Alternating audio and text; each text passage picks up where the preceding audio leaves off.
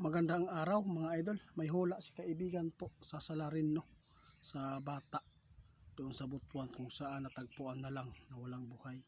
Tapos ng autopsya, tapos lumabas na ang resulta, talagang may tama sa ulo. Ngayon magbibigay si kaibigan ng prediction sa salarin. Dalawa lang daw ang patutunguhan nito. Magugulat kayo mga idol, binigyan ng ating kaibigan. Kahit hindi man siya aamin, kahit hindi man siya magpapahuli, dahil gusto niya na ipakita sa kanyang kamag-anak na siya po ay walang ginawang masama at malinis, pero hindi yan siya makakaiwas sa prediction o hula ng ating kaibigan ngayon na nakita sa salarin. Pakinggan po niyo kaibigan, ano po ba ang nakita niyo dito?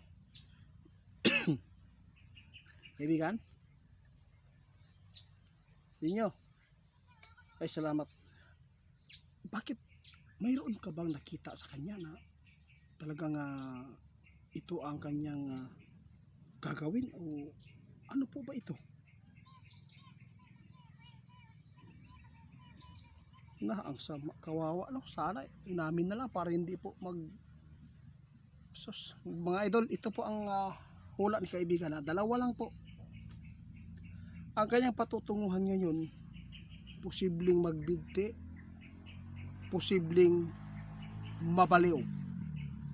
Nako mga idol, nakakalungkot, no? Malungkot po ito sa mga kamag-anak na ito po ang mangyayari. Sus, grabe, oh. Mga idol, kayo na lang bahala humusga. Ipinapaabot ng ating kaibigan dahil napakarami po ang nagpaabot sa atin. Sana karmahin na daw, sana susunod siyang mamatay, pero hindi. Ito po ang nakita ng ating kaibigan. Dalawa lang patutunguhan nitong salarin sa bata, mga idol. Tama ka, hindi siya nakakatulog sa gabi, mga idol.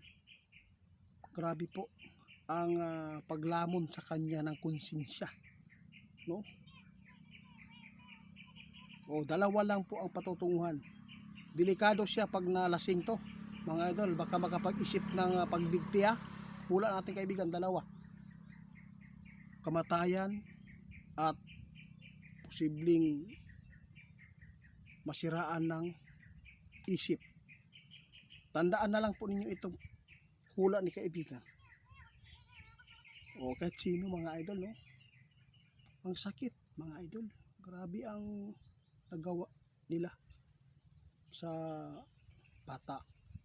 Tandaan ninyo, tahimik po ang hustisya, no? Tahimik ang kaso ng pagkamatay ng hindi ko na lang babanggitin kasi mapapalo tayo dito.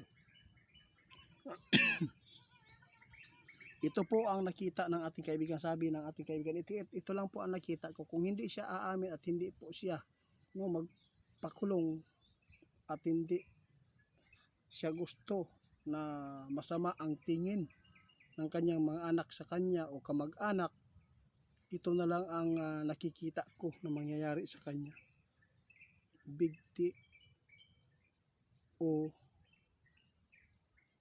masiraan ng isip. Baliw.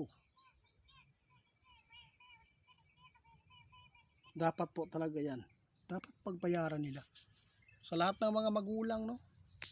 Kung mainitin ang ulo natin sa ating mga anak, mag-pills na lang kayo, huwag na lang kayo manganak, no? Dahil sobrang sakit yan kapag natuluyan mo, mga idol. Sa lahat po ng mga salarin, no? Imagine natin may anak tayo. Kung nambibiktima ka sa ibang bata, tapos may anak ka, kung ikaw mismo nasa salarin na nagawan po ng ganyan, ano kaya ang gagawin mo? Kaya isipin natin mabuti ang mga yung nararamdaman po ng bawat isa sa atin. Kahit itago mo man yan, yung ginawa mong mali sa pagkitil mo sa buhay ng bata, kahit hindi ka aamin, pero no, papatayin ka sa konsensya. Grabe po ang karma nito mga idol. Kaya tandaan ninyo, itong hula ni kaibigan, malalaman po ninyo yan pagdating ng araw. Pag hindi yan makulong, pag hindi yan aamin, dalawa po ang hinulaan ni kaibigan dito na posibleng mangyayari sa kanya. Kaibigan, di ba? Oo, totoo yan. Kasi sabi ng iba, kahit ano pang pagtago mo sa kasalanan, talagang mabubunyag talaga yan mga idol. No? Tulad din po yan ng usok. Kahit ano pang kahit isilid mo man yung usok, talagang maghahanap talaga yan ng daanan para makalabas. Kaya sa lahat daw ng mga nag-request sa amin, no, lagi po kami nagpaabot na sa inyo na kung ano man po ang hula ng ating kaibigan, talagang nangyayari mga idol. Yung sinabi ng ating kaibigan na palo, tumpak, di ba? Nung inotopsy, doon po talaga ang tama. Alam po ba kung bakit yung mas nauna yung muka na agnas? Kasi doon po ang kanyang tama. Kaya diha ang bunog mga idol. Kining salarin dili man nimutugan, bisag dili nimutugan, bisag gilamo na ni konsensya, duwara ang paingnan nati. Ani muhikog na, mabuang. Kaya dili na mo ganahan mo kaon, tulog kana gyud ang mga idol. Tama. Patyon ra na siya sa iyahang konsensya. Kaya tandaan ninyo, before tayo gumawa ng mga kasakiman, kasamaan, kailangan isipin po natin ilang libong times, no, na paulit-ulit natin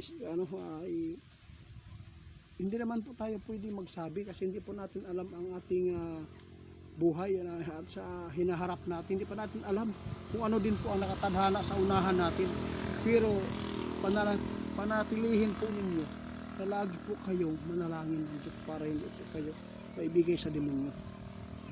Tama guys, kailangan po natin mahinahon lagi. Huwag po natin kalimutan ang disiplina ng Diyos sa atin para hindi tayo pakawalan ng Diyos sa kanyang makapangyarihang kamay, para hindi tayo makagawa ng kasalanan. Kapag pinakawalan na tayo, talagang hindi na talaga maganda yan, no? Kaya ingat, tandaan na lang po ninyo ang hula.